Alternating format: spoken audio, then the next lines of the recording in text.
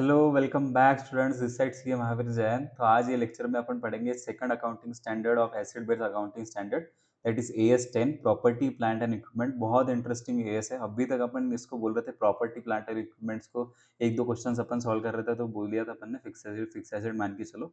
पर ये एएस बहुत इंटरेस्टिंग है। अपन ये एएस में पढ़ेंगे कि प्रॉपर्टी प्लांट एंड इक्विपमेंट होते क्या है, प्रॉपर्टी प्लांट एंड इक्विपमेंट की अकाउंटिंग कैसे करी जाती है, कौन सी कॉस्ट उसमें इंक्लूड होनी चाहिए, कौन सी कॉस्ट उसमें इंक्लूड नहीं होनी चाहिए, फिर उसके डेप्रिसिएशन के मेथड्स क्या रहते हैं, ये रिवैल्यूएशन क्या रहता, वैल्यूएशन मेथोडोलॉजीज क्या रहती, डी रिकॉग्निशन कैसा रहता, रिटायरमेंट क्या रहता, और थोड़ा बहुत part in relation to AS10 में कौन से एसेट्स के बारे कौन से एसेट्स नहीं आते, ठीक है।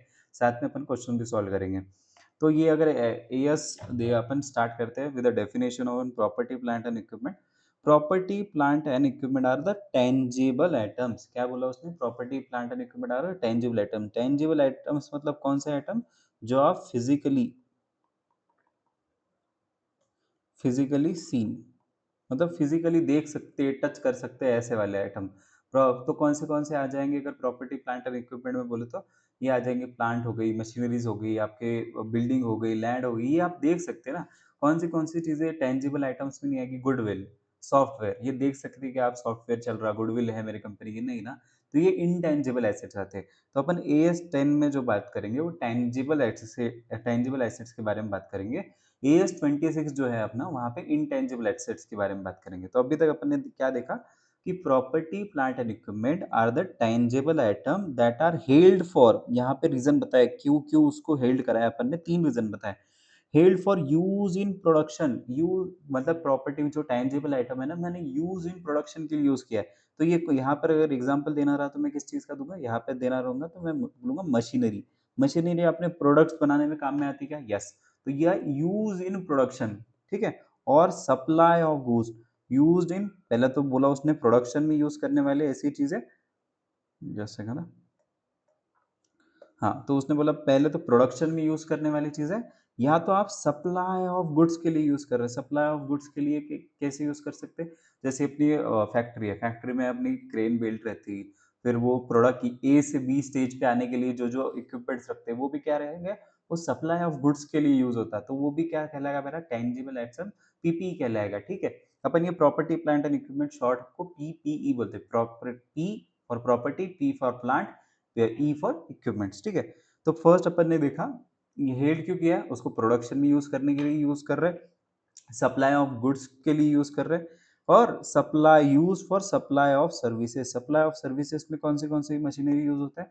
तो देखो, यहाँ पे फॉर एग्जांपल मैं डॉक्टर हूँ, तो मेरे को जो मेरे लिए एक्सरे मशीन रहेगी, फॉर एग्जांपल एक्सरे का डॉक्टर ये रहता है ना, जो चेस्ट के एक्सरे रहते हैं, फिर बॉडी का एक्सरे रहता है। तो एक्सरे मशीन में जो मेरे को सर्विसेज प्रोवाइड कर रही है, एक्सरे मशीन क्या सर्विस प्रोवाइड कर, एक्सरे मशीन क्या प्रोवाइड कर रही है मेरे को?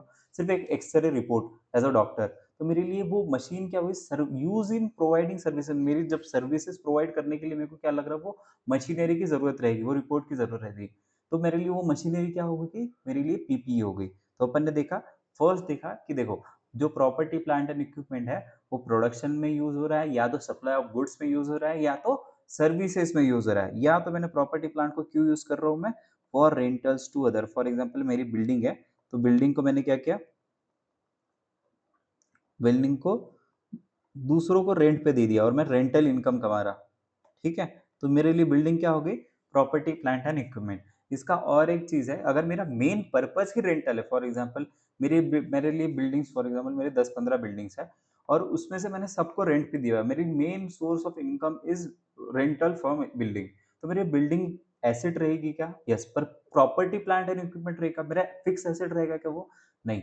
वो मेरे लिए क्या रहेगा? इन्वेंटरी, क्योंकि मेरे लिए बिल्डिंग सिर्फ सोर्स ऑफ इनकम है, रेंटल इनकम। और यहाँ पे क्या बोल रहा है? नॉर्मल नेचर का। फॉर एग्जाम्पल मेरे बाकी प्रिंसिपल रेवेन्यू सोर्स अलग है, फिर सिर्फ एक आधी जगह थी तो मैंने वहां से रेंट कमा रहा हूँ, तो ये क्या है मेरे लिए? रेंटल के लिए भी जो वो एसेट यूज रहेगा, तो वो मेरे लिए क्या रहेगा? एसेट रहेगा, मेरे PPE रहेगा। या for administrative purpose. Administrative purpose में क्या आता है अपन को नीचे दिया है, देखो, एडमिनिस्ट्रेटिव पर्पस में आता है selling and distribution, finance and accounting, और personal and other function. Selling and distribution, finance and accounting, for example ये तीनों चारों डिपार्टमेंट आपकी कॉर्पोरेट ऑफिस है, तो ये आपके कोई प्रोडक्ट के लिए यूज हो रहा है क्या? नहीं। आपके कोई सर्विसेज के लिए यूज हो रहा है क्या? नहीं। तो ये क्या हो गया आपका? एक एडमिन पर्पस के लिए हो रहा है, तो ये आपके प्रॉपर्टी प्लांट एंड इक्विपमेंट में माना जाएगा क्या? Yes.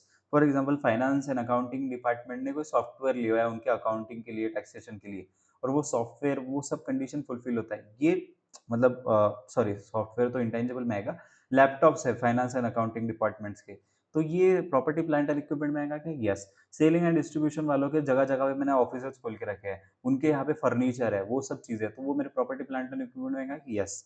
And is expected to be used for more than 12 months, तो यहाँ पे कंडीशन क्या बोली, ये देखो यूज, तो ये तीन पर्पस बताया उसने किस किस चीज के लिए यूज होता है, और उसने बताया लास्ट में कि expected to be use for more than 12 months, तो 12 मंथ से ज्यादा यूज के लिए रहना चाहिए, तब भी प्रॉपर्टी प्लांट एंड इक्विपमेंट कहलाएगा। फॉर एग्जाम्पल मेरी मशीनरी सिर्फ एक साल से कम के लिए यूज के लिए है, तो मैं उसको प्रॉपर्टी प्लांट एंड इक्विपमेंट बोलूंगा क्या? नहीं, वो मेरी प्रॉपर्टी प्लांट एंड इक्विपमेंट नहीं रहेगी। अगर मैं एकदम देखो शॉर्ट में यहाँ पे लिखते हैं अपन प्रॉपर्टी प्लांट एंड इक्विपमेंट क्या रहता है, देखो प्रॉपर्टी प्लांट एंड इक्विपमेंट की डेफिनेशन में दो पार्ट्स रहते हैं। एक तो उसने बोला हेल्ड फॉर, मतलब यहाँ पे पर्पस बता रहा वो, और यहाँ पे क्या बोला, expected to be use for more than 12 months. अभी हेल्ड फॉर उसने तीन चार रीजन बताए। पहले तो बोला अगर आपका प्रोडक्शन के लिए जो यूज हो रहा वो, और सप्लाई ऑफ गुड्स और सर्विसेज के लिए। फिर उसने सेकंड में बोला रेंटल टू अदर्स, उसमें लास्ट में बोला एडमिन के लिए, जनरल एडमिन पर्पस में। एडमिन में क्या क्या बोला उसने, या तो आपके सेलिंग एंड डिस्ट्रीब्यूशन, या आपका फाइनेंस एंड अकाउंटिंग, या फिर अदर कोई भी जनरल पर्पस के लिए रहा, तो ये सब क्या आएगा आपका एसेट्स में आएगा। ठीक है, ये क्लियर हुआ आपको? पीपी मतलब क्या है, ये बेस है आपका, तभी जाके आपको बाकी की चीजें समझेगी। तो एक बार आप भी इसको पढ़ लो, फिर अपन आगे बढ़ते हैं। एकदम सिंपल सी डेफिनेशन है। ठीक है,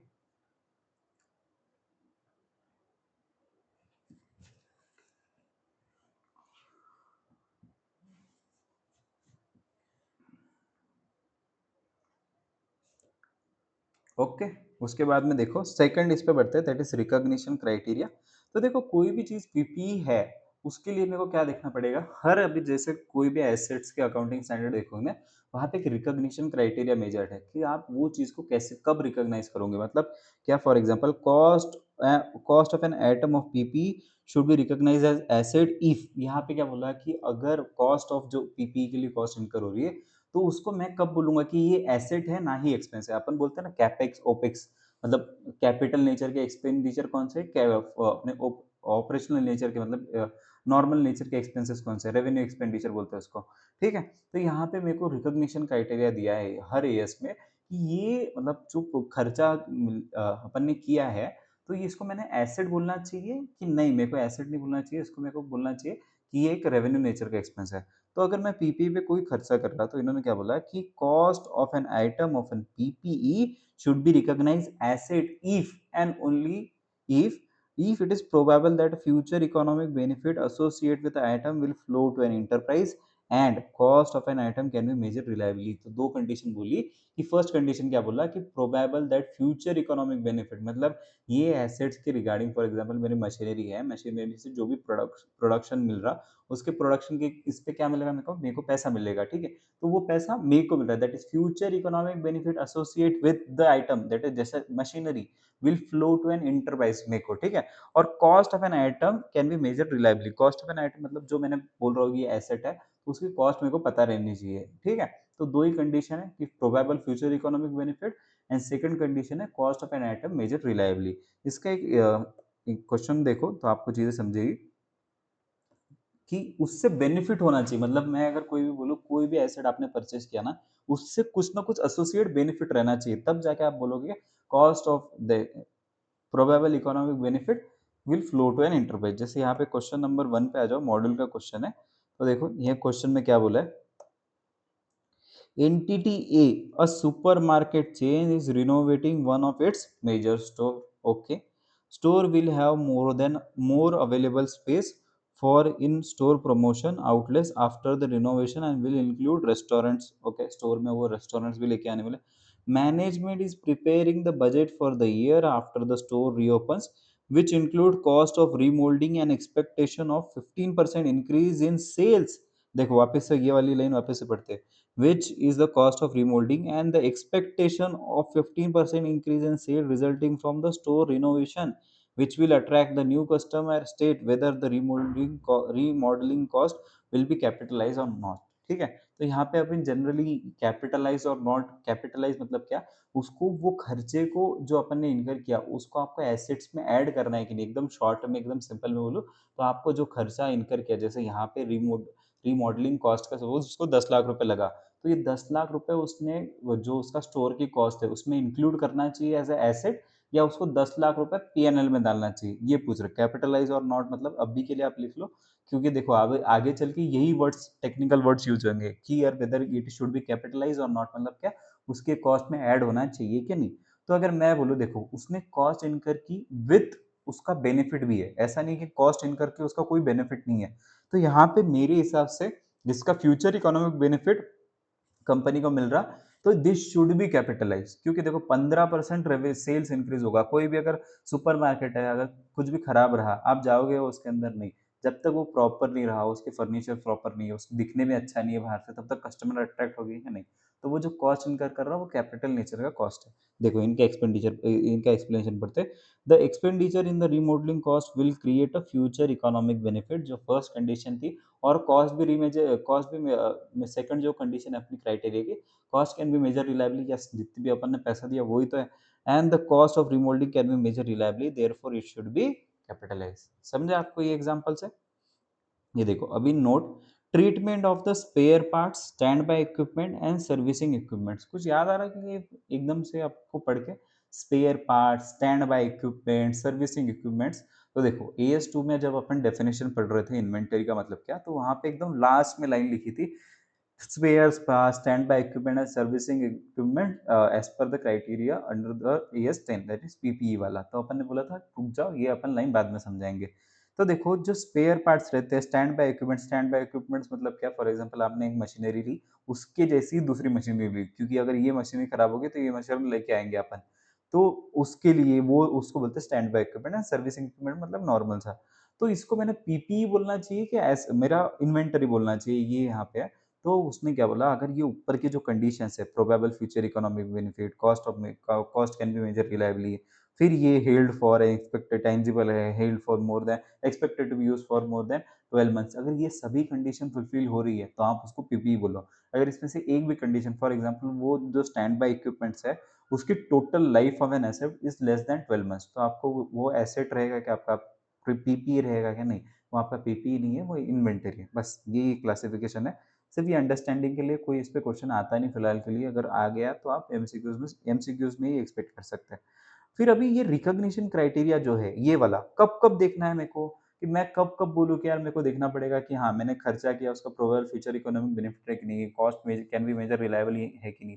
तो देखो एक बार तो इनिशियली देखना पड़ेगा। इनिशियली क्यों? टू ऐड और कंस्ट्रक्ट एन एसेट, पहले तो एसेट बनाना पड़ेगा। और सब्सिक्वेंटली क्यों? क्यों देखो सब्सिक्वेंटली भी तो खर्चा लगेगा। फॉर एग्जाम्पल आपने ये जैसे अभी का एग्जांपल है स्टोर स्टोर का, ठीक है, स्टोर मार्ट का, उसके ऊपर 15% वापस से रीमॉडलिंग का खर्चा तो लगा, तो वो खर्चा को मेरे को ऐड करना चाहिए कि नहीं, उसके लिए मेरे को क्या देखना पड़ेगा, रिकॉग्निशन क्राइटेरिया। तो इनिशियली तो जो कॉस्ट इनकर की उसके लिए, और बाद में तो रिप्लेस पार्ट ऐड कॉस्ट वो वाला, ठीक है। उसके बाद में इट में भी ऐसा क्या बोला, देखो अभी कभी कभी ऐसा रहता ना, पीपी छोटे छोटे वैल्यू की रहती है। सपोज इंडिविजुअल पीपी 5,000 2,000 की है, पर अगर वो ग्रुप में देखा जाए तो ग्रुप में उसकी वैल्यू बढ़ जाती।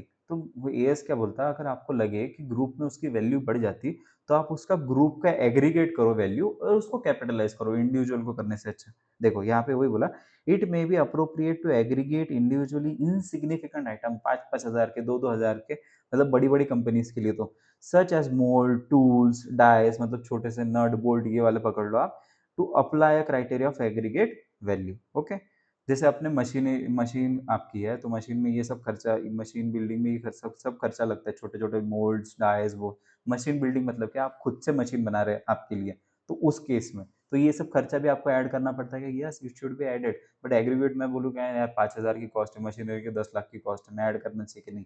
बोले 5,000 तो एक इसकी है, पूरे मिला के देख देख 60,000 70,000 का हो जाएगा, तो अब ऐड करना है क्या? यस। तो ये यही बोलता है, ठीक है। उसके बाद में ये बोलता है कि देखो अभी मैनेजमेंट के ऊपर है कि कुछ-कुछ चीज़ें उनको लगती है यार भले ही पूरी डेफिनिशन मतलब ये रिकॉग्निशन क्राइटेरिया मीट हो रहा, ये ऊपर का डेफिनिशन मीट हो रहा, सब कुछ है। पर ये यार एसेट नहीं बोलना चाहिए क्योंकि बहुत इनसिग्निफिकेंट वैल्यू है। तो उसको एसेट ना बोल के आप क्या करो एक्सपेंडिचर ट्रीट करो। तो मैनेजमेंट कर सकता है क्या? यस। तो यहाँ पे क्या बोला एएस ने यहाँ पे दिया है उनको कि enterprise may decide to expense an item which could otherwise has been included as a PP because the amount of expenditure is not material. Immaterial चीज़ें आपके एएस में पढ़ोगे, आपके सॉरी एएस बोल रहा हूँ, ऑडिट में पढ़ोगे मटेरियल और इममटेरियल मतलब क्या? मटेरियल मतलब क्या देखो, ये सब्जेक्टिव कंसेप्ट है मटेरियल। आपको एकदम सिंपल बताता है। फॉर एग्जांपल कोई कंपनी की वैल्यू है 10 लाख, उसके लिए 1 लाख मटेरियल रहेगा क्या? मैं बोलूँगा यस, 1 लाख यार कोई भी कंपनी 10 लाख की उसके लिए 1 लाख तो बहुत मैटर करेगा। वही अगर मैं बात करूँ कोई कंपनी 10 लाख करोड़ की है, तो उसके लिए 1 लाख मैटर करेगा क्या? नहीं, उसके लिए 1 लाख मैटर करेगा ही नहीं।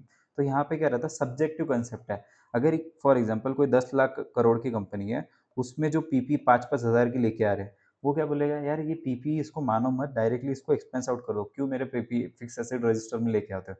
वही अगर मैं बात करूँ 10 लाख की कंपनी है उसके लिए 5,000 मटेरियल लेके आ गया यस, वो बोलेगा 50-60 रुपए का कुछ लेके आ रहे हैं, जनरली नहीं रहता है इतना छोटा भी पीपी, बट एकदम एग्जांपल के लिए बोल रहा हूँ।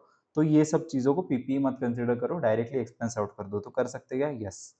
अभी तक जो पढ़ा ये 3-4 कंसेप्ट अपने लिए अभी तक इम्पोर्टेंट था, पीपीई की डेफिनेशन, उसके बाद में रिकॉग्निशन क्राइटेरिया, क्योंकि अगर क्वेश्चन आया तो आपको एटलीस्ट ये दोनों चीज़ें लिखनी चाहिए, ठीक है? क्वेश्चन अपने जैसे क्वेश्चन टाइप है, जनरली वहाँ पे लिखने की ज़रूरत नहीं रहती, पर कहीं-कहीं पे अपने को लिखना पड़ता है क्योंकि क्वेश्चन डिमांड्स करता है, ठीक है? अभी अपन ठीक है, अभी थर्ड इस पे बढ़ते हैं इनिशियल रिकॉग्निशन। इनिशियल रिकॉग्निशन मतलब देखो एक आप जैसे एसेट्स के अभी एस पढ़ोगे ना बहुत सारी चीजें आपको सेम वे में लगेगी। इनिशियल रिकॉग्निशन मतलब जब क्या मतलब फर्स्ट टाइम जब इवेंट आया तो उस टाइम पे मेरे को कौन से वैल्यू पे वो रिकॉग्नाइज करना चाहिए, मतलब क्या? जैसे मैंने 10 लाख की मशीनरी परचेज की, 10 लाख की मशीनरी मैं भी परचेज कर सकता, नहीं तो मैं दूसरी चीज कर सकता, खुद से बना सकता। फॉर एग्जाम्पल मैंने खुद से मशीनरी बिल्डअप चालू किया फॉर मेरे प्रोडक्शन के लिए, ये हुआ सेल्फ कंस्ट्रक्शन। एक्सचेंज ये देखो 3-4 वे से पीपी अराइज होती। एक तो रहता है परचेस, मैंने मशीनरी ली, किसी मैंने मशीनरी डायरेक्टली परचेस कर ली मार्केट से। सेल्फ कंस्ट्रक्टेड मतलब क्या, मैंने खुद से मशीनरी परचेस करना चालू किया। और थर्ड है एक्सचेंज। एक्सचेंज मतलब क्या, किसी किसी कंपनी के पास ए मशीनरी थी, मेरे पास और मेरे पास एक मशीनरी है, उसको मेरी वाली चाहिए मशीनरी, मेरे को उसकी मशीनरी चाहिए, तो मैं बोलूंगा एक काम कर तू तेरी मशीनरी मुझे दे दे, मेरी मशीनरी तू ले ले, दैट इज एक्सचेंज। इससे भी पीपी जनरेट होता है क्या? यस। तो यहाँ पे इनिशियली क्या बोलता है वो इनिशियल रिकॉग्निशन में बताएगा, ये जब फर्स्ट टाइम ये सब ट्रांजेक्शन हो रहे हैं, जैसे एक्सचेंज का ट्रांजेक्शन, सेल्फ कंस्ट्रक्शन का ट्रांजेक्शन, परचेज का ट्रांजेक्शन, तो आपको कौन से वैल्यू पे पीपी आपको ऐड करना पड़ेगा, ठीक है? और अदर स्पेशल केसेस अपन पढ़ेंगे। तो अभी अपन पढ़ते हैं पीपी जब अपन ने परचेज किया मतलब क्या, मेरे को 10 लाख की मशीनरी चाहिए थी, मैं मार्केट में गया, 10 लाख रुपए मार्केट में मशीनरी को दिए और घर पे लेके आए वो चीजें। तो ये हुई फर्स्ट सिनेरियो अपन पढ़ते हैं regarding purchase of an PP. तो देखो पीपी परचेज केस में कौन सी कॉस्ट इंक्लूड होनी चाहिए और कौन सी कॉस्ट एक्सक्लूड होनी चाहिए। तो पहले तो परचेज प्राइस, फॉर एग्जांपल आपकी 10 लाख की मशीनरी, ये देखो आपका ट्रांजेक्शन क्या हुआ, 10 लाख की मशीनरी है, उस पर आपने 18% जीएसटी दिया होगा, तो 1,80,000 आपने पूरा पैसा कितना दिया, 11,80,000, ठीक है? ये मशीनरी ऐसे तो आया नहीं होगा कि आपने डायरेक्ट माथे पे लेके आ रहे मशीनरी, आपने क्या किया होगा, कोई तो ट्रक बुक किया होगा या तो कोई तो ट्रांसपोर्टेशन बुक किया होगा कि यार ये प्लेस से, तो ये प्लेस कौन सा है मेरा, ये है मेरा अपना, एक मिनट, हाँ, ये है मेरी प्लांट लोकेशन, मतलब जहाँ पे ये प्रोडक्शन बनने वाला है। और ये क्या है मेरी लोकेशन, ये है उसकी परचेस लोकेशन, जहाँ से मैंने परचेस की।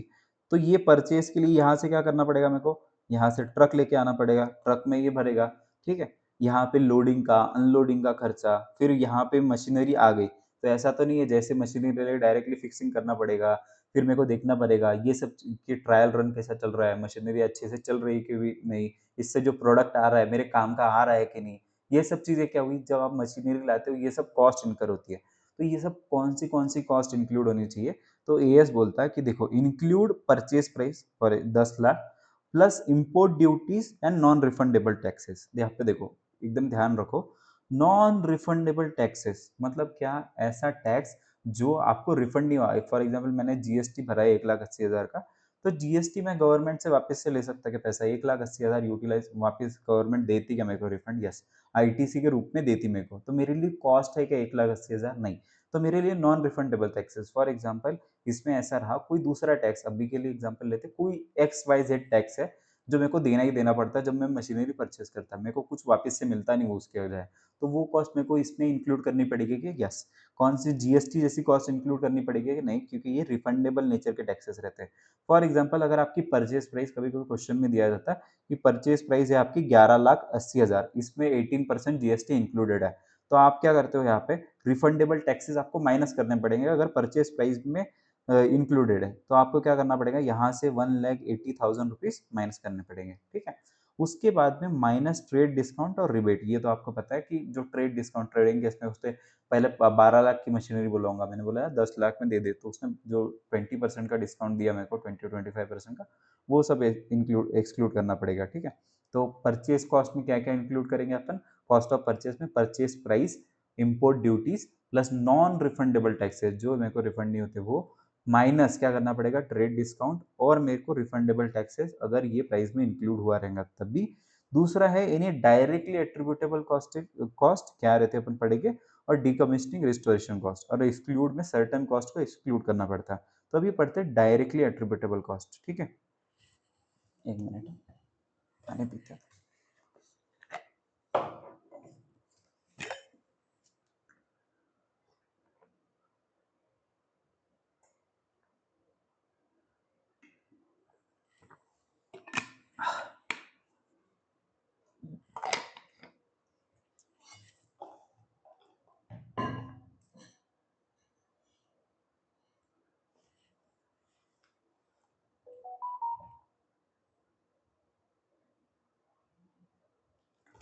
ठीक है, अभी डायरेक्टली एट्रीब्यूटेबल कॉस्ट क्या रहती है वो पढ़ते हैं।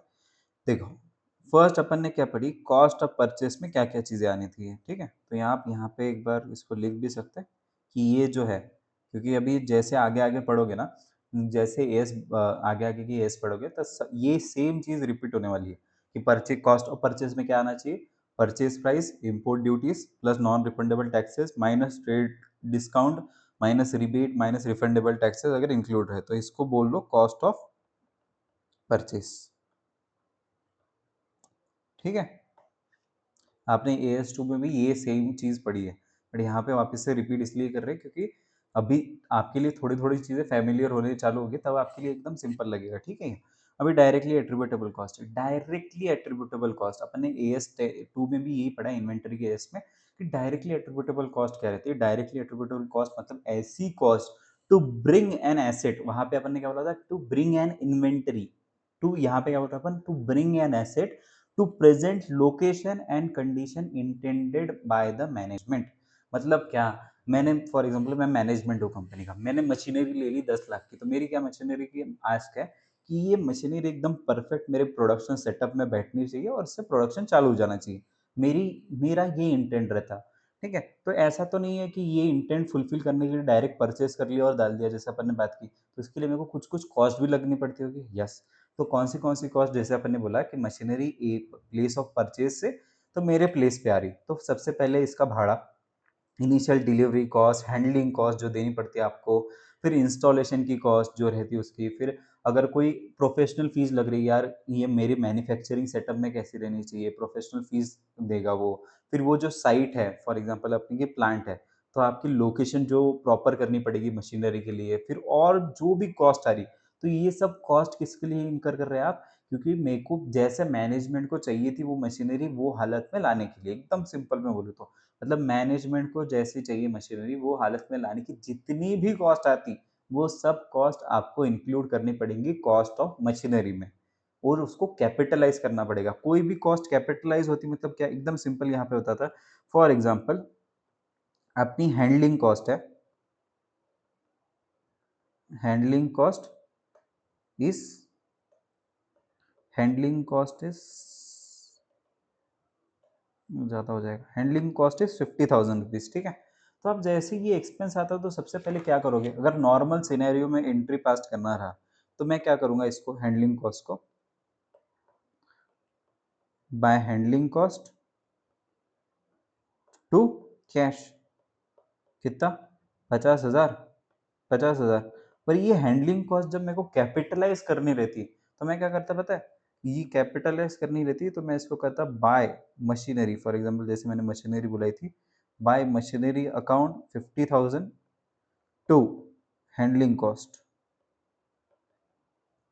क्योंकि हैंडलिंग कॉस्ट ऐसा कुछ है नहीं, जो भी कॉस्ट है वो मशीनरी की कॉस्ट है।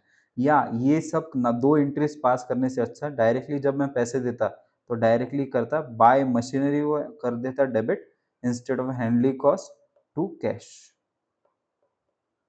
50K 50K। ठीक है, समझा आपको? ये मेरा सिर्फ आपको अंडरस्टैंडिंग पर्पस के लिए था, क्योंकि जनरली क्वेश्चन में ऐसा आप पूछते पूछते हैं कि आप एंट्रीज पास करो, बट ये आपके अंडरस्टैंडिंग के लिए। ठीक है, अभी पढ़ते कौन सी कॉस्ट इंक्लूड होनी चाहिए। देखो examples of directly attributable cost दिया है मैंने। Cost of an employ benefit arising directly from the construction or acquisition of an item. ठीक है, उसके बाद में अपन ने बोला था साइट प्रिपरेशन कॉस्ट। ठीक है, फिर initial delivery and handling cost, installation and assembly cost, cost of testing. मैंने जैसे बोला था कि यार मशीनरी चलानी है मैनेजमेंट को, तो मैनेजमेंट को तो पूरा पूरा प्रोडक्शन चाहिए ना, तो इनिशियली तो मेरे को कुछ ना कुछ प्रोड्यूस करके देखना पड़ेगा कि ये जो प्रोडक्ट उससे आ रहा है वो करेक्ट है कि नहीं, तो वो इनिशियल कॉस्ट ऑफ टेस्टिंग रहती। तो कॉस्ट ऑफ टेस्टिंग भी इंक्लूड करूंगा। Whether the asset is function properly after deducting the net proceeds from selling any item produced while bringing the asset to the location and the conditions such as sample produced when the testing equipment। for example आपने testing चालू की तो आपने 10-15 product बना दिए, तो ये 10-15 product तो क्वालिटी के नहीं थे, 11वें 12वें प्रोडक्ट से ही क्वालिटी देना चालू कर दिया, तो ये मार्केट में बेच सकता है क्या मैं इसको एट एमआरपी? नहीं, तो मेरे को क्या करना पड़ेगा, एज अ स्क्रैप बेचना पड़ेगा। तो ये स्क्रैप से जो पैसा आ रहा, तो ये भी मेरे को क्या करना पड़ेगा, मेरी मशीनरी के कॉस्ट में डिडक्ट करना पड़ेगा, cost of testing, cost of testing के वक्त। उसके बाद में प्रोफेशनल फीस कुछ दी होती। तो अभी तक अपन ने क्या पढ़ा, 6 तरह की कॉस्ट इंक्लूड रहती है और एक डिडक्शन रहता। कौन सी? पहले तो employ benefit cost, cost of site preparation, initial delivery and handling cost, installation cost, cost of testing, minus क्या डिडक्शन करना पड़ेगा आपको, any proceed from the selling price and professional fees को इंक्लूड करना पड़ेगा। ठीक है, ये रही, ये कॉस्ट आपको इंक्लूड करनी है। अभी आप देखो अपन ने क्या बोला था, मतलब ये वाला पार्ट डन है आपका। उसके बाद में अपन ने बोला था कोई कॉस्ट आपको एक्सक्लूड करनी पड़ती। कौन सी कॉस्ट एक्सक्लूड करनी पड़ती है? तो देखो यहाँ पे एग्जांपल दिया मैंने, examples of the cost that are not, examples of the cost that are not cost of an PPE that is property plant and equipment. कौन से कॉस्ट इंक्लूड नहीं करने, कौन सी? First is opening a new facility और business such as inauguration cost. मतलब आपने business चालू किया तो उसके लिए इनॉग्रेशन के खर्चे किए, तो वो सब इंक्लूड होना चाहिए क्या? नहीं। उसके बाद में cost of introducing a new product और service including the cost of advertisement and promotion activities. तो सेलिंग एंड डिस्ट्रीब्यूशन कॉस्ट कोई भी इंक्लूड नहीं होनी चाहिए। ठीक है, ये सभी ये इसमें कॉमन है, जो भी आप एसेट केस देखोगे कि selling and distribution cost include नहीं होनी चाहिए, इनॉग्रेशन कॉस्ट इंक्लूड नहीं होनी चाहिए, cost of conducting a business in a new location or whether a new class of customer including cost of staff training। तो देखो मैंने ए लोकेशन से बी लोकेशन पे लेके जा रहा, तो मेरे को बहुत सारी कॉस्ट इंक्लूड करनी पड़ेगी। तो ये सब कॉस्ट मैंने इंक्लूड होनी चाहिए क्या मेरे इसमें? नहीं, ये सब कॉस्ट आपके पीपीई में इंक्लूड नहीं होनी चाहिए। तो थर्ड वाली कॉस्ट सबसे इंपॉर्टेंट है, क्योंकि इस पे क्वेश्चन जनरली आते। तो ये तरह की कॉस्ट को जनरली क्या बोलते हैं, मतलब ए टू बी में आता, तो आप कैसा रहता है, लोकेशन ए रहता है, लोकेशन ए से लोकेशन बी में अगर आपका बिजनेस कंडक्ट कर रहे हो तो आपको बहुत सारी चीज़ें, sorry, cost of conducting business in new location. तो जनरली जो भी आपको बिजनेस कंडक्ट के लिए कॉस्ट आ रही तो वो सब इंक्लूड नहीं होनी चाहिए। ठीक है, उसके बाद में ये फिफ्थ फोर्थ कॉमन है कि admin cost and other general overhead नहीं इंक्लूड होने चाहिए एकदम। ये जितनी भी चीजें बोल रहे हैं ना, कोई भी तरह के एसेट में कॉस्ट इंक्लूड नहीं होती। फिर cost incur while the item capable of operating in a manner intended by the management yet to brought into use or operated at less than full capacity। तो ऐसा हो सकता है मैनेजमेंट बोला 12th प्रोडक्ट तक है ना, ठीक है, इसके बाद में जो भी प्रोडक्ट आएगा ना इसका भी खर्चा इसको इंक्लूड कर लो, तो ऐसा चलेगा कि नहीं? क्योंकि मैनेजमेंट ने क्या बोला था, 12वां प्रोडक्ट जो था उससे तो प्रोडक्शन प्रॉपर चालू था ना, तो उसकी फुल कैपेसिटी में चालू है क्या, मैनेजमेंट को जैसा चाहिए था वैसा चालू है क्या, यस। अब जस्ट बिकॉज आप उसकी प्रॉपर क्वांटिटी, मतलब वो 50,000 क्वांटिटी डिलीवर कर सकता है, आप 10,000 क्वांटिटी डिलीवर, उससे 10,000 क्वांटिटी प्रोड्यूस कर रहे हो, तो आप बोल रहे हो ये सब कॉस्ट जो लग रही है मेरे को मशीन चलाने की, सिर्फ मैं बाकी की कॉस्ट मेरे को ऐड करनी पड़ेगी, तो ऐसा कर सकते क्या, नहीं, ऐसा कुछ भी नहीं कर सकते। ठीक है। फिर initial operating losses such as those incurred while the demand for the output, ये आइटम बिल्ड अप्स। ठीक है। उसके बाद में cost of relocating and reorganising the part और all the operation of an enterprises. ऐसा हो सकता है कि रीलोकेटिंग मतलब क्या, एक लोकेशन दूसरे लोकेशन में रीलोकेट करना, तो वो सब कॉस्ट कोई भी तरह का फ्यूचर इकोनॉमिक बेनिफिट नहीं देती, तो ये कॉस्ट आपके पीपीई के कॉस्ट में इंक्लूड नहीं होनी चाहिए। तो अभी तक अपन ने क्या पढ़ा कि 6-7 तरह की कॉस्ट है जो पीपीई की कॉस्ट में इंक्लूड नहीं होनी चाहिए। अगर आपको नाम भी याद रहा तो भी मोर देन सफिशिएंट है, क्योंकि क्वेश्चन में इसके नाम से ही इसको बताते हैं कि ये देखो ये कॉस्ट है, बी कॉस्ट है, सी कॉस्ट है, तो इंक्लूड होनी चाहिए कि नहीं। तो फर्स्ट कौन सी अपन ने पढ़ी, cost of opening new facility, तो ये कौन सी रहेगी, inauguration cost. Cost of introducing a new product और सर्विस, ये वाली। Cost of conducting a business in new location, admin and other general overheads. फिर cost incurred while the item is capable of operating in a manner intended by management, ये वाली भी cost include नहीं होनी चाहिए। Initial operating losses, ये भी आपकी कैपिटलाइज नहीं होंगे। फिर cost of relocating and reorganising part, ये भी इंक्लूड नहीं होनी चाहिए। ठीक है। जब आप क्वेश्चन देखोगे ना तो आपको ग्रिप आएगी, देखो कितने मतलब कितने सिंपल क्वेश्चन है। तो अभी जब ये पार्ट होने के बाद में अपन ये समरी देखते हैं, फिर क्वेश्चन सॉल्व करेंगे, तो आपको पता चलेगा कि कौन से तरह के क्वेश्चन पूछे जाते हैं। ठीक है। तो अपन ने ये पार्ट कवर कर लिया कि कौन सी डायरेक्टली एट्रीब्यूटेबल कॉस्ट है, इंक्लूड होनी चाहिए, और एक्सक्लूड कौन सी कॉस्ट होनी चाहिए। अभी बढ़ते हैं डीकमिशनिंग एंड रिस्टोरेशन की तरफ। तो decommissioning, restoration and similar benefits के लिए आप अंडरस्टैंड करो। फॉर एग्जाम्पल, अभी आप केमिकल फैक्ट्री चलाते हैं, ठीक है, तो केमिकल फैक्ट्री को क्या बोला हुआ है कि 10 साल जैसे केमिकल फैक्ट्री को हो गए आपके, तो उसके बाद में आपको ये प्रॉपर जो जैसी थी लैंड वैसी करनी पड़ेगी एज पर द रेगुलेशन। 10 साल से ज़्यादा आप वो एरिया में फैक्ट्री नहीं यूज़ कर सकते। तो आप क्या बोलेंगे, ओके 10 साल के बाद में मेरे को ये लैंड के लिए 50 लाख रुपए खर्चा करने पड़ेंगे, क्योंकि मेरे को 50 लाख रुपए अभी इसको सेटअप करने के लिए लग रहा है, और उसके बाद में अगर मैं सोचूं इसको प्रॉपरली मतलब जैसी थी वैसी लैंड बनानी चाहता हूँ, मतलब जो स्टेज में मेरे को दी थी, फॉर एग्जांपल गवर्नमेंट ने बोला कि ये प्लेन लैंड थी जो मेरे को दी थी, अभी मेरे को गवर्नमेंट को भी जो जैसे लेवल में उन्होंने दी थी वैसे लेवल में मेरे को देना पड़ेगा, तो मेरे को लिए कुछ खर्चा इनकर करना पड़ेगा उसके लिए। ठीक है। तो वो खर्चा मेरे लिए क्या है, वो मेरे आज मेरे को पता है क्या, वो यस। तो मेरे को क्या करना पड़ेगा, अभी उसकी प्रेजेंट वैल्यू लेके आनी पड़ेगी। फॉर एग्जाम्पल खर्चा 10 लाख का होने वाला है, तो आज तो मैं 10 साल पहले बैठा हूँ, ये 10 साल बाद खर्चा होने वाला है, तो इस केस में मेरे को क्या करना पड़ेगा, इसको प्रेजेंट वैल्यू लेना पड़ेगा एज पर डिस्काउंटिंग फैक्टर से। यहाँ पर जो वैल्यू आएगी, ये वैल्यू मेरे को रिकॉग्नाइज करनी पड़ेगी मेरे पीपीई के कॉस्ट में। ठीक है। उसके बाद में क्या करना पड़ेगा, ईयर ऑन ईयर जो इस पे इंटरेस्ट खर्चा लग रहा मेरे को मेरे पीएनएल में बुक करना पड़ेगा। ठीक है।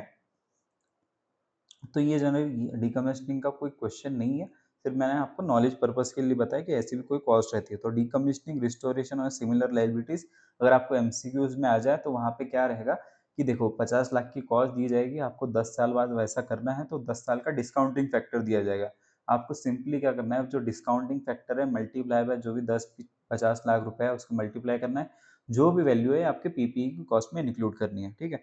So this is initial estimate of cost of dismantling, removing the item and restoring the site on which it is located, referred as decommissioning, restoration and similar liabilities at a present value of future liability included in the value of an asset। समझाइए कि present value of future liability भी जो भी रहेगी वो asset के cost में included करनी पड़ेगी। अब समरी अभी तक जो पढ़ा, देखो क्या क्या अपने को परचेज किया रहा है, तो कौन सी कॉस्ट इंक्लूड होनी चाहिए, उसकी purchase price minus non credit और नॉन रिफंडेबल टैक्सेस, ये सब आपको इंक्लूड करना है। उसके बाद में कौन सी कॉस्ट इंक्लूड नहीं करनी है, एक मिनट,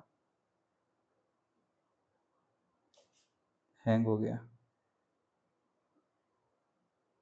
2 मिनट के लिए हैंग हो गया था। फिर कौन सी कॉस्ट इंक्लूड नहीं करनी है, रिफंडेबल टैक्सेस इंक्लूड नहीं करने हैं सच एज जीएसटी। अगर कॉस्ट में इंक्लूडेड रही तो आपको एक्सक्लूड करना है, नहीं तो कोई एडजस्टमेंट करने की जरूरत नहीं है। ट्रेड डिस्काउंट माइनस करना है। Add directly attributable cost to bring and PPE to present location include करनी है। उसके बाद में डायरेक्टली एट्रीब्यूटेबल इनकम जो है, सेल ऑफ स्क्रैप, जो भी अपना इंट्रोडक्ट जो भी ड्यूरिंग द परचेज हो रहा है, तो अगर वो स्क्रैप आपने सेल किया जैसे अपन ने देखा था कॉस्ट ऑफ टेस्टिंग में, तो वो इंक्लूड नहीं करना है, डिडक्ट करना है। और initial estimate of decommissioning and restoration liabilities इनको इसको इंक्लूड करना है। इसको इंक्लूड करने के बाद में जो भी टोटल आएगी वो रहेगी आपकी कॉस्ट ऑफ एन एसेट। ठीक है, तो अभी एक दो क्वेश्चन सॉल्व करते हैं। ठीक है, तब तक आप क्या करो, पहले ये पढ़ लो। अब क्या पढ़ना है आपको, पीपी परचेज का ये पढ़ने के बाद में डायरेक्टली एट्रीब्यूटेबल कॉस्ट कौन से इंक्लूड रहती है, कौन से एक्सक्लूड रहती है, डिकमिस्टिंग एंड रिस्टोरेशन कॉस्ट का पढ़ लो, समरी पढ़ लो, उसके बाद में अपन क्वेश्चन पे आते हैं। ठीक है, तो 5 मिनट आप ये लो और पढ़ो ही। ठीक, पढ़ लिया आपने? ठीक है, तो अभी अपन कुछ क्वेश्चन सॉल्व करते हैं। क्वेश्चन बैंक पे आ जाओ।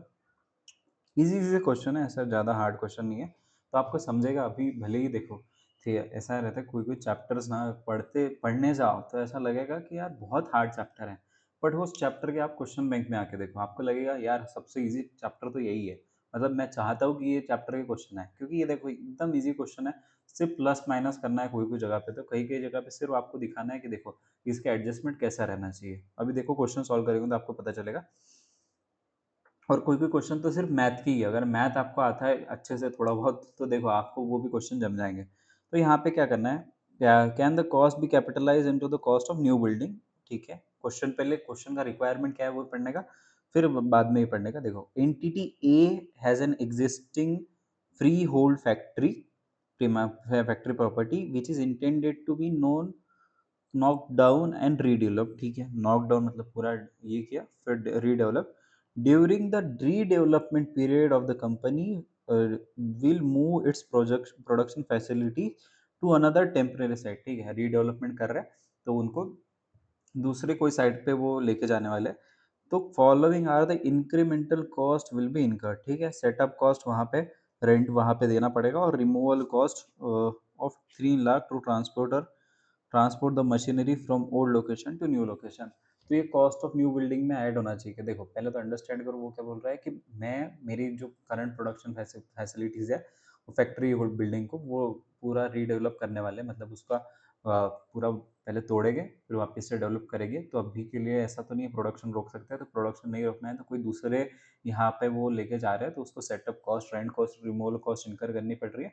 तो ये कॉस्ट उसके न्यू बिल्डिंग जो रीडेवलपमेंट कॉस्ट है उसमें इंक्लूड होनी चाहिए क्या क्या। तो मैं अगर बोलूँ तो अपना देखो पहले यहाँ पे पढ़ते फिर आपको समझेगा। यहाँ पे क्या बोला था, cost of conducting a business to new location with new class of customer including the cost of staffing. ये सब इंक्लूड होने चाहिए क्या, नहीं। यहाँ पे वापस से कॉस्ट ऑफ रीलोकेटिंग नहीं है, सिर्फ ये टेम्परेरी है। तो देखो सी पार्ट में कवर हो रहा है आपके कि cost should not be included, तो आप क्या बोलोगे, this cost should not be included in the cost of machinery. तो इन्होंने भी वही बोला होगा, cost by the company are in nature of cost of relocating and reorganizing. Okay, ये भी है रीलोकेटिंग, ये तो रहेगी रीलोकेटिंग एंड रीऑर्गेनाइजिंग, ये भी पार्ट कवर हो रहा है। तो do not meet the requirement of AS10 therefore can not be capitalize. क्योंकि देखो दोनों भी पार्ट सेम ही है, cost of conducting a business, इसलिए देख रहे हो आप पढ़ाते समय मैं भी बोल रहा था यार रीलोकेटिंग टाइप है, तो इसलिए यहाँ पे आप सी वाला भी आंसर लिखना चाहिए आपने और जी वाला, दोनों पार्ट लिखने चाहिए, तब जाके आपका आंसर कंप्लीट होगा। और इसी तरह का ना एक क्वेश्चन भी आया था, मेरे को भी याद नहीं आ रहा, क्वेश्चन नंबर 2 जैसे एग्जाम में क्वेश्चन आया था। यहाँ पे आपको सिर्फ रीडेवलपमेंट के कॉस्ट की जगह यहाँ पे पूरी डिटेल दी थी कि रीडेवलपमेंट की कौन सी इनकर हो रही है। आपको ये वाली क्या करना था, यहाँ पे इसको जीरो कंसिडर करना था और यही कॉस्ट इंक्लूड करनी थी। ठीक है, कौन सा क्वेश्चन अपन सॉल्व करते समय आपको मिल जाएगा। तो देखिए आपने क्वेश्चन कितना ईजी था, मॉडल का क्वेश्चन है। उसके बाद में आप और एक क्वेश्चन पे आ जाओ, क्वेश्चन नंबर 21। तो देखो ए लिमिटेड, ये मॉडल का क्वेश्चन है, आरटीबीज एमटीबीज में भी आते रहता है। Advise A limited on the cost that can be capitalize in accordance with AS10। तो AS10 के हिसाब से कौन सी कॉस्ट इंक्लूड होनी चाहिए बताना चाहते हैं अपने को। तो अपने को बताना पड़ेगा cost of plant, cost per supplier invoice plus taxes. ठीक है, टैक्सेस इसमें इंक्लूडेड है, तो अपने को देखना पड़ेगा टैक्सेस इसमें कुछ बोला गया है क्या, नहीं। ठीक है, 25 lakh. Initial delivery cost include होनी चाहिए क्या, यस, ये भी yes. Cost of site preparation, yes. Consultant used to advise on acquisition of plant, yes. Interest charges paid to supplier on the plant for deferred credit। देखो deferred credit, interest charge paid to supplier of the plant for deferred credit। तो ये क्या है अपने का, और special case में अगर देखोगे अपने एक है यहाँ पे डेफर्ड क्रेडिट वाला, तो इसमें कुछ नहीं है, आपको जो इंटरेस्ट कॉस्ट इनकर करनी पड़ रही है ड्यू टू, आप बोल रहे हो उसको कि यार एक काम कर, मैं आज के आज पैसा नहीं दे रहा देखो, मैं 2-3 साल में तेरे को चुका दूंगा, तो वो बोलेगा ठीक है 2-3 साल तक चुका रहे तो ये इंटरेस्ट पे करना पड़ेगा। तो अपन क्या करते हैं, जो वो नॉर्मल सेलिंग प्राइस रहती है, फॉर एग्जाम्पल आपने गाड़ी ली तो आप क्या बोलते हो, अगर 10 लाख की गाड़ी है तो अगर आज पैसे दे दिए तो 10 लाख, वही अगर आप 2 साल बाद पैसे दोगे तो वो बोलेगा 12 लाख रुपए की ये गाड़ी है, ईएमआई बेसिस पे ये कैलकुलेट होगा। तो वो जो 2 लाख एक्स्ट्रा दे रहे हैं तो वो क्या है, इंटरेस्ट कॉस्ट है। तो वो इंटरेस्ट कॉस्ट अपन ने बोला कि अभी तक इंक्लूड होनी चाहिए, नहीं। सिर्फ कौन सी तरह की इंटरेस्ट कॉस्ट इंक्लूड होनी चाहिए अपन ने बोला था, ये देखो यहाँ पे नहीं, इसमें पीपी परचेस में कोई भी इंटरेस्ट कॉस्ट इंक्लूड नहीं होनी चाहिए, वो साइट प्रिपरेशन क्या कंस्ट्रक्शन के रिलेशन में रहता है, सेल्फ कंस्ट्रक्शन के उसमें इंक्लूड होती है, कौन से इंक्लूड होती है उस टाइम पे देखेंगे, पर अभी के लिए इंक्लूड नहीं होनी, तो अपन यहाँ पे इसको कंसिडर करेंगे जीरो। ओके। फिर estimated dismantling cost to be incur after the 7 years, ठीक है, अपन ने क्या बोला था, ये क्या है, कौन से नेचर के, डीकमिशनिंग नेचर का है, तो ये भी इंक्लूड होना चाहिए, कि अपन ने बोला प्रेजेंट वैल्यू पे इंक्लूड होना चाहिए। पर अभी ये जो भी कॉस्ट बोल रहे हैं अपन कंसिडर कर रहे हैं, ये प्रेजेंट वैल्यू ये भी इंक्लूड करेंगे क्या, यस, ये नो। फिर operating losses before a commercial production, अपन ने वो वाला स्टोरी बताया था, देखो 12 के बाद में भी लॉसेस हो रहे हैं, तो अपने को वो इंक्लूड करने पड़ेगा क्या, no, this should not be included. तो अपनी पीपीई की वैल्यू कितनी हो जाएगी, 25 lakh, 25 lakh plus 2 lakh plus 6 lakh plus 7 lakh plus 3 lakh, तो पीपीई की वैल्यू होगी आपकी 43 लैक्स। ठीक है, अभी इनका आंसर देखते हैं। 43 लैक्स, और उन्होंने नोट दे दी क्या क्या इंक्लूड नहीं करना चाहिए। Question number 21 done. देखो इतना सिंपल क्वेश्चन था। उसके बाद में और एक क्वेश्चन सॉल्व करते हैं। कॉस्ट, क्वेश्चन नंबर 23 मॉडल का ही क्वेश्चन है आपके। Preet Limited intend to set up a steel plant for which it acquired a dilapidated factory for the area of 5,000 acres at the cost of 60,000 rupees per acre। तो land की cost कितनी हुई, 5,000 multiply by 60,000, 5,000 multiply by 60,000। Okay, तो कितने हो गई ये, लैक्स, 30 करोड़। ठीक है, तो 30 करोड़ की वैल्यू होगी लैंड की, तो 30 करोड़, पर बाकी सब लैक्स में है तो इसको भी लैक्स में लेके आते हैं अपन। 3,000, 3,000 करोड़ आ जाएगा। ओके,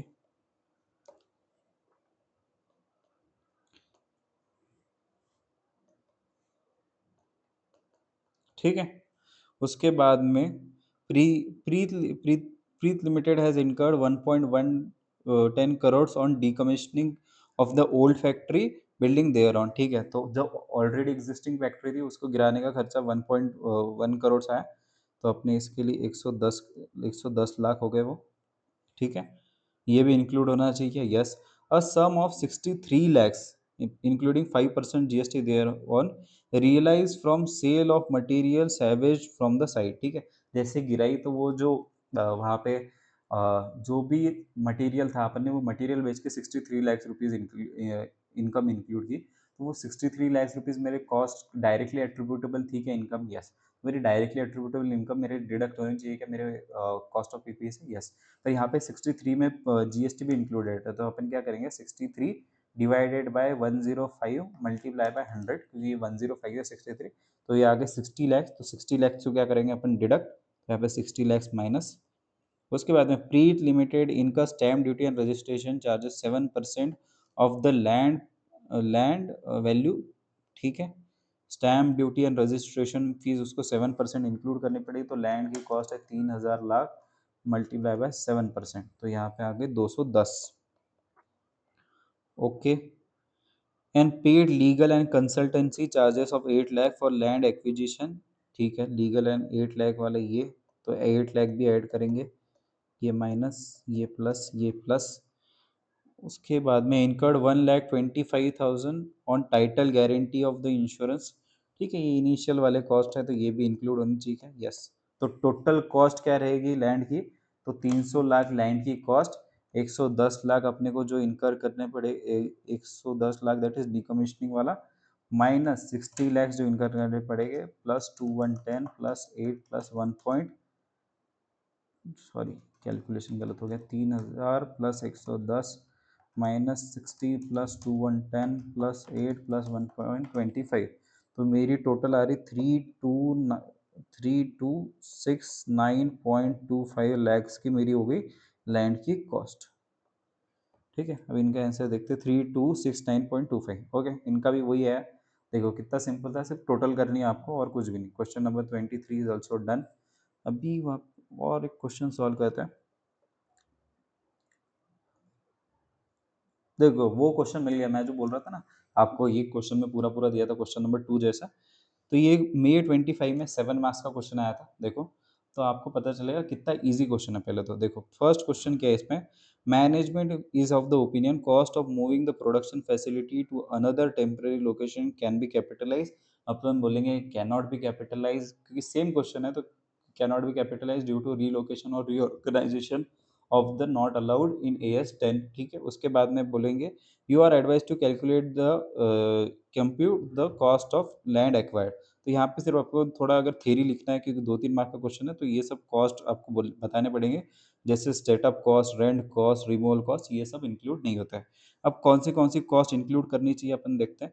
तो देखो Hardy limited intend to extend the factory setup at plant with a de-integrated old premise. It acquired the land having the area of 250 hectares at the cost of 25,000 per hectare. तो कितनी होगी 25,000 multiply by 250, तो इसकी आगे 62 लैक्स। ठीक है, 62,50,000 की तो लैंड की कॉस्ट होगी। हैरी इनकर है, Hardy incurred stamp duty and registration charges 5%। इसका 5% कितना होता, तो ये आगे इसकी stamp duty and registration cost 3,12,500 उसकी stamp duty cost, and legal fees 4,75,000 on land acquisition. Okay, तो ये सब कॉस्ट इंक्लूड होनी चाहिए क्या? यस, तो अपन इसको बाजू में कर लेते। 3,12,500 plus 1 lakh, sorry 4,75,000 plus Hardy limited incurred 37,85,000 from the decommissioning demolishing the old premises. ठीक है, तो ये इनिशियल वाली कॉस्ट है 37,85,000, तो ये भी इंक्लूड होनी चाहिए क्या? यस। उसके बाद में सम और 12,60,000 including 5% of GST there on. देखो दो क्वेश्चन अपन ने सॉल्व किया, उसका ये क्वेश्चन मिक्स है, मतलब A प्लस बी किया तो वैसा वाला क्वेश्चन नहीं है। तो 12,60,000 को क्या करते हैं अपन, 12,60,000 डिवाइडेड बाय 105 मल्टीप्लाई बाय 100। तो ये आगे 12 लाख, 12 लाख अपने क्या करने पड़ेंगे, डिडक्ट करने पड़ेंगे। तो यहाँ पे लिखते हैं 12 lakh minus.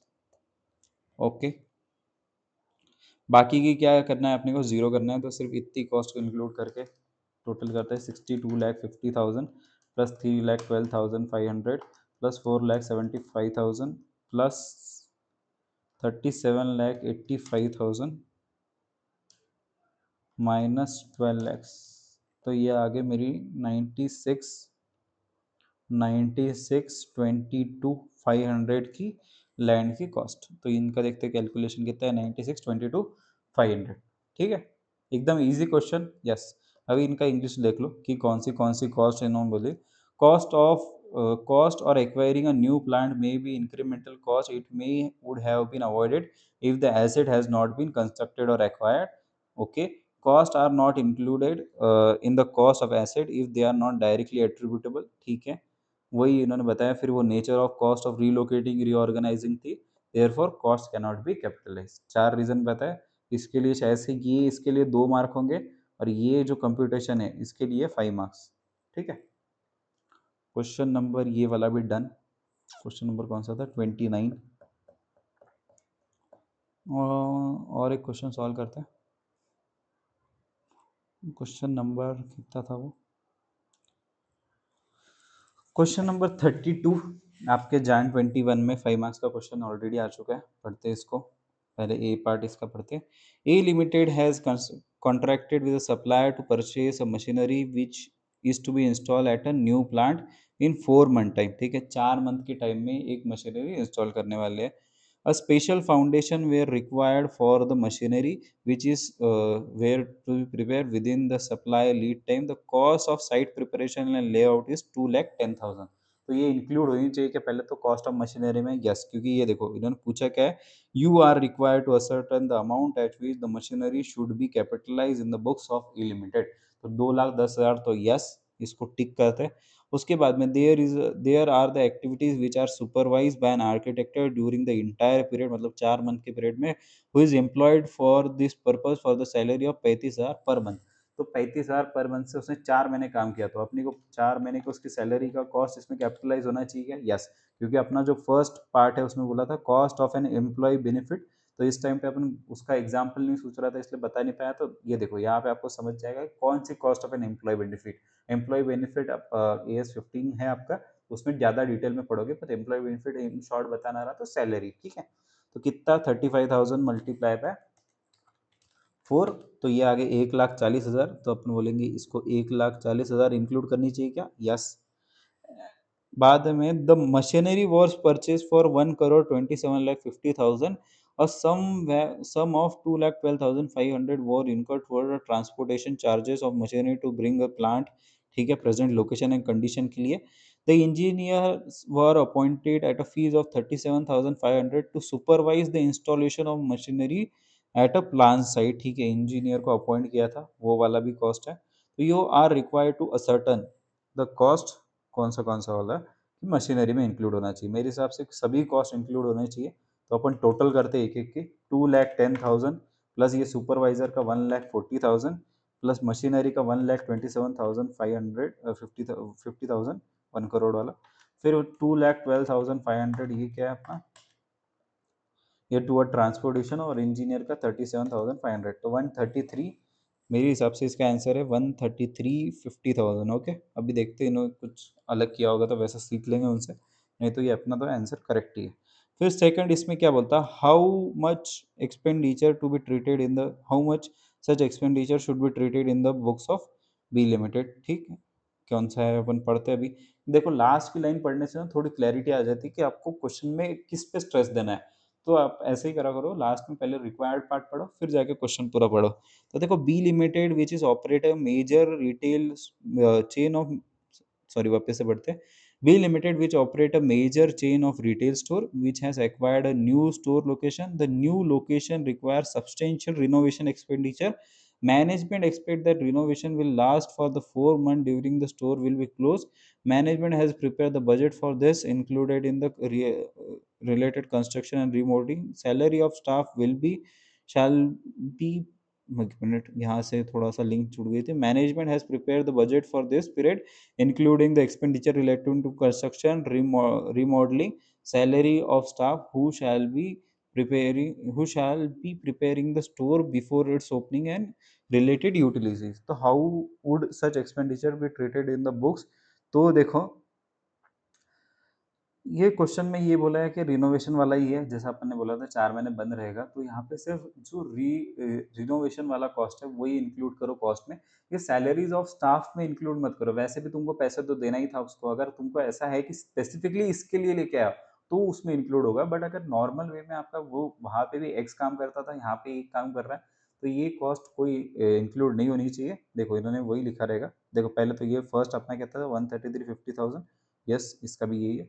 Management should capitalize the cost of construction and remodelling, हमने वही बताया था, because they are necessary to bring the asset to necessary condition, तो store can not be open without incurring the remodelling cost, पता था ये वाला। फिर however if the cost of salary its utilities and storage costs are the nature of operating expenditure this would be incur if even if the store was open, ठीक है, इसके लिए ये कॉस्ट इंक्लूड नहीं होनी चाहिए, अपन ने वही बोला था, वो भी वही बोल रहा है, कोई नया चीज नहीं। Question number 32 is also done. फिर और एक आपके इस पे क्वेश्चन पे आ जाओ, क्वेश्चन नंबर 34, आपके नवंबर 18 में 5 मार्क्स का क्वेश्चन आया था, ठीक है। फिर पढ़ते हैं कौन सा क्वेश्चन है, क्या रिक्वायर्ड है पहले भी देखते हैं। Explain the treatment of this expenditure as per the provision of AS10 property land and equipments, okay. तो नियॉन इंटरप्राइजेस है operate a major restaurant chain of restaurant located in different cities, the company has acquired a new restaurant located at Chandigarh, तो new restaurant require significant renovation, मतलब अभी जैसा question है वैसा ही है, सिर्फ यहाँ पे कॉस्ट बोल दी, तो अगर मैं बोलूंगा तो यहाँ पे सैलरीज एंड ये वाली कॉस्ट इंक्लूड मत करो, सिर्फ 30 lakhs इंक्लूड करो, क्योंकि सेम ही क्वेश्चन है तो इन्होंने वही बताया रहेगा। अभी देखते हैं, इनको इंग्लिश में लिखा है इन्होंने और कुछ भी नहीं किया। देखो 30 lakhs should be part of an asset and 7 lakhs should be expense out, बस बाकी की थ्योरी तो आप भी लिख सकते हैं। तो question number 34 is also done. Question number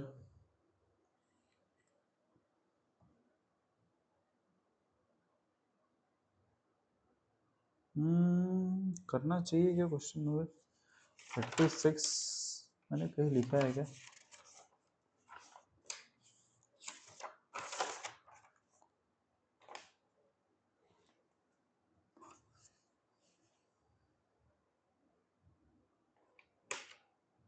ठीक, क्वेश्चन नंबर 36 अपन एवरी करते हैं। तो दूसरे इस पे लिखा है मैंने शायद इसको, यहाँ पे भी परचेस ही है ना। क्वेश्चन नंबर 36 भी कर लेते हैं, अभी एकदम से ध्यान आया तो इसलिए कर लेते हैं। सृष्टि लिमिटेड वाला क्वेश्चन है, यहाँ पे क्या करना है देखो, आरटीपी का क्वेश्चन है आपके। Ascertain the amount at which the machinery would be capitalize under AS10 considering the IGST credit is available, internally booked profit should be eliminated in arriving the cost of machinery। तो देखो ये concept पे है, आपको concept एक बार ध्यान रखना पड़ेगा तो आपका क्वेश्चन नंबर ये क्वेश्चन समझेगा आपको।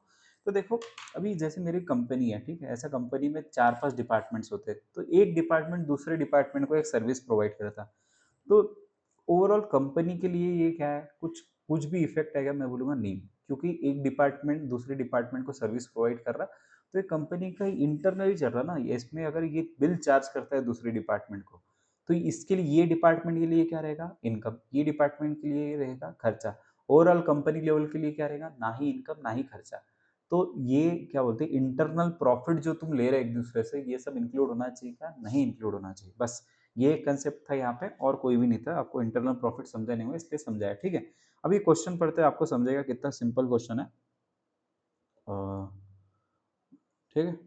सृष्टि limited contracted with supplier to purchase a machinery which is to be install in its department A with in the 3 months time, ठीक है। द स्पेशल फाउंडेशन रिक्वायर्ड, वो वाला क्वेश्चन है सेम, तो 1,41,870 उसके लिए रिक्वायर्ड है। The activist were supervisor technical during the entire period who is employed for this purpose is 45,000 per month, okay. The technician, ये देखो यहाँ पे टेक्नीशियन सर्विस, अभी तक जितना पढ़ा था अपन ने क्वेश्चन, वहां पे भी ये इंक्लूडेड था, अभी तक की चीजें ये थोड़ी सी नहीं है, देखो technician service were given by department B, मैं जो बोल रहा था ये इसने इसको प्रोवाइड किया to department A which is billed the services at 49,500 per month after consider 10% profit. तो ये पूरा ट्रांजेक्शन मेरे लिए कोई रिलेवेंट है क्या? नो, ये वाला कोई भी रिलेवेंट नहीं मेरे लिए। ये 1,41,870 और ये 45,000 मल्टीप्लाई बाय 3 months, तो ये आ गया 1,35,000, ये दोनों रिलेवेंट है अभी तक, ये कोई रिलेवेंट नहीं। The machinery was purchase as 1,58,34,000 inclusive of 12% GST। अपने को एक्सक्लूसिव करना है तो अपन क्या करेंगे, 1,58,34,000 डिवाइडेड बाई 112 मल्टीप्लाई बाय 100, तो मशीनरी की कॉस्ट आ गई अपने पास में 1,41,37,500, ठीक है। उसके बाद में which is available, Srishti limited 55,750 transportation की कॉस्ट है, तो यहाँ पे लिखेंगे 5770 incur to bring to factory, and architect were appointed for 30,000 which is supervise the installation of factory। तो वैसे ही क्वेश्चन है, सिर्फ 2-3 ट्विस्ट है क्वेश्चन में, एक तो मशीनरी की कॉस्ट में जीएसटी था और बाकी टेक्नीशियन की कॉस्ट इंक्लूड नहीं करनी थी। तो 141,870, ये देखो बाकी कैसे सॉल्व करना है, देखो फॉर्मेट आप यहाँ से भी सीख सकते हैं, क्योंकि फॉर्मेट तो एकदम सिंपल है, कोई भी फॉर्मेट पे बना लो, जैसे प्रॉपर लिखो, उसमें से आपको लिखना है क्या क्या इंक्लूड कर रहे हो, क्या कैलकुलेशन है। एक चीज आप ध्यान रखो, कोई भी कैलकुलेशन कर रहे हो ना तो ब्रैकेट में लिखो कि आपने कैसे कैलकुलेट किया, क्योंकि एग्जामिनर को पता तो होना चाहिए इसका, फॉर एग्जाम्पल आपका गलत क्वेश्चन गलत आंसर रहा तो उसको पता तो रहे कहाँ गलती हो रही है, ठीक है। तो एक चीज रहती वो, तो अपन इसकी टोटल करते 1,41,870 प्लस 1,34,35,000 प्लस 1,41,37,500 55,770 30,000, तो मेरे हिसाब से मशीनरी कॉस्ट है 1,45,45,00,00140, ठीक है। इसका देखते हैं, अभी इन्होंने कुछ अलग किया रहेगा तो वो सीख लेंगे, नहीं पूरा वही है। तो देखो प्रेजेंटेशन कैसे करना है यहाँ से सीख लो, ये देखो परचेस, परचेस यहाँ पे लिखा, फिर कैलकुलेशन यहाँ पे लिखे और टोटल यहाँ पे लिखा, तो अपन ने वैसा ही किया है, सिर्फ अपन ने क्या किया यहाँ पे बाजू में कर लिया टाइम सेविंग पर्पज के लिए। तो 36 is also done question number. अभी और एक क्वेश्चन कर सकते हैं क्या अपन,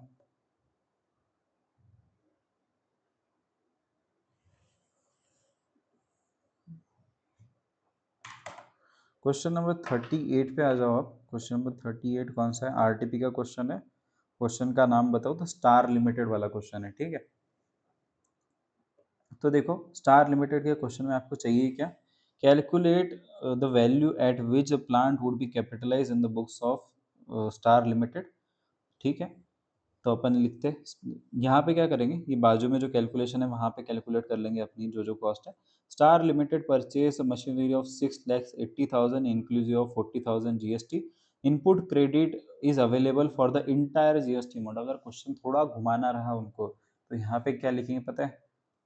सिर्फ एक ही वर्ड ऐड करेंगे, कुछ भी नहीं, आपका पूरा क्वेश्चन गलत हो जाएगा। No, no input credit is available for the entire GST amount paid, ठीक है। तो आपको उस टाइम पे क्या करना पड़ेगा? 40,000 आपको इंक्लूड रहने देने पड़ेंगे, यस, कोई भी एडजस्टमेंट नहीं करना पड़ेगा। तो यहाँ पे एडजस्टमेंट करने की जरूरत है कि यस, तो अपन करेंगे यहाँ पे 6,40,000 कैसे कैलकुलेट किया? 6,80,000 माइनस 40,000। तो देखो ये जो कैलकुलेशन में दिखाते रहता है ना, 680 माइनस 40, ऐसा आपको क्वेश्चन सॉल्व करोगे तब भी दिखाना है। Cost of preparation of site and installation include करना है क्या? Yes. Total labour charges 200 out of total of 500 men hours work were spent on installation of an machinery, ठीक है। तो ये टोटल लेबर चार्जेस है 56,000 के, बट इसमें से सिर्फ 200 घंटे के लेबर चार्जेस है जो मशीनरी के लिए यूज हुए। तो अपने को क्या करना पड़ेगा? 56,000 मल्टीप्लाई बाय 200 डिवाइडेड बाय 500, क्योंकि अपने को सिर्फ 200 घंटे के ही चाहिए, ना ही पूरे 500 घंटे के। मल्टीप्लाई बाय 500 तो ये आ जाएगा 22,400। इतना ही कॉस्ट इंक्लूड करेंगे। उसके बाद में spare parts tool consumed in the installation, yes will include. Total salary of supervisor 26,000, उसने टाइम स्पेंड तो 25% ही किया, तो उसका कितना कॉस्ट इंक्लूड होना चाहिए? सिर्फ 25%। यहाँ पे इसका 5,000 लिख लेते, तो यह आ जाएगा 6,500 इसका। फिर टोटल एडमिनिस्ट्रेटिव एक्सपेंसेस, अरे एडमिनिस्ट्रेटिव एक्सपेंसेस कुछ भी बता दे, ये एडमिनिस्ट्रेटिव एक्सपेंसेस इंक्लूड रहते क्या? नो, पूरा जीरो। भले ही ये डायरेक्टली एट्रीब्यूटेबल तो कोई भी बेसिस पे बता दे, वो नहीं इंक्लूड रहेंगे। फिर test run and experimental production cost, ये इंक्लूड रहती क्या? यस, ये 18,000 यहाँ पे लेते हैं। फिर consultancy charges for plant setup, yes 11,000। Depreciation on asset used for installation, okay, इसका भी इंक्लूड रहेगा, क्योंकि अगर एसेड कोई यूज हो रहा होगा उसका डेप्रिसिएशन भी याद आ लेंगे। Machinery was ready to use और ठीक है। तो सिर्फ ये थोड़ा सा कंसेप्ट आपके लिए अलग रहेगा, ये वाला। इसके लिए उसके पहले की कॉस्ट अपन पहले कैलकुलेट करते हैं, तो बाद का आपका कंसेप्ट समझेगा। तो पहले 6 यहाँ पे 21,000, 6,40,000 plus 21,200 plus 22,400 plus 5,000 plus 6,500 plus 18,000 plus 11,000 plus 12,000। तो मशीनरी की टोटल कॉस्ट आ गई 7,36,100। अभी देखो नेक्स्ट पढ़ो। The machinery was ready to use on 15/1/2021 but use on 1 February due to delay further 8,0900 were incur. Calculate the value of machinery to be capitalize in the books of star limited. तो machinery capitalize तो 15/1 को ही होंगी, क्यों होंगी? क्योंकि अपना जो capitalisation रहता वो होता है रेडी टू यूज डेट पे, कब से तुम उसको यूज करते हैं। ये बात अलग है, तुमने यूज बाद में की तो बाद में कैपिटलाइज नहीं करोगे, आप कैपिटलाइज करोगे जब आपकी मशीनरी उस चीज के लिए, जिस चीज को आपको चाहिए थी वो रेडी थी, वो डेट से।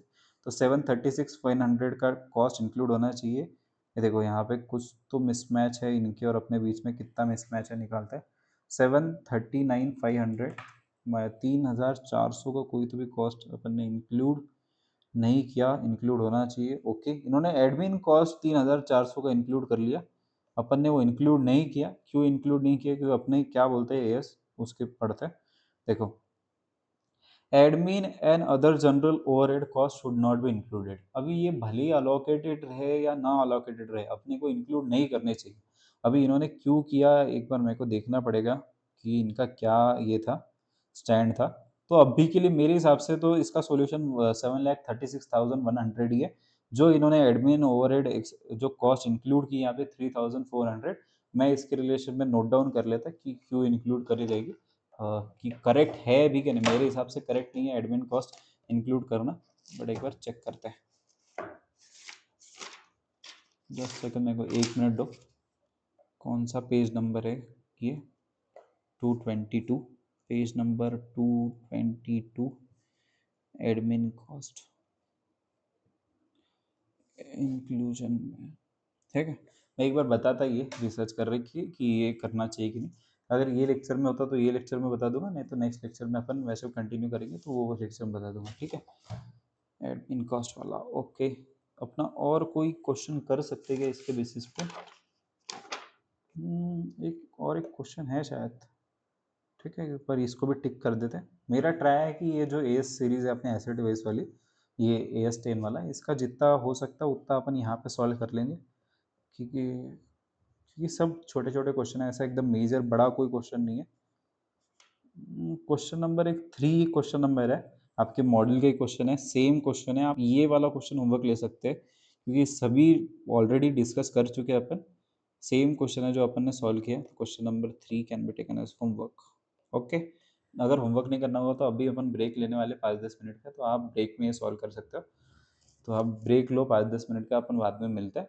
तब तक आप क्वेश्चन सॉल्व कर लो, वो आप कैलकुलेटर पे करना है तो कैलकुलेटर पे कर लो, ठीक है।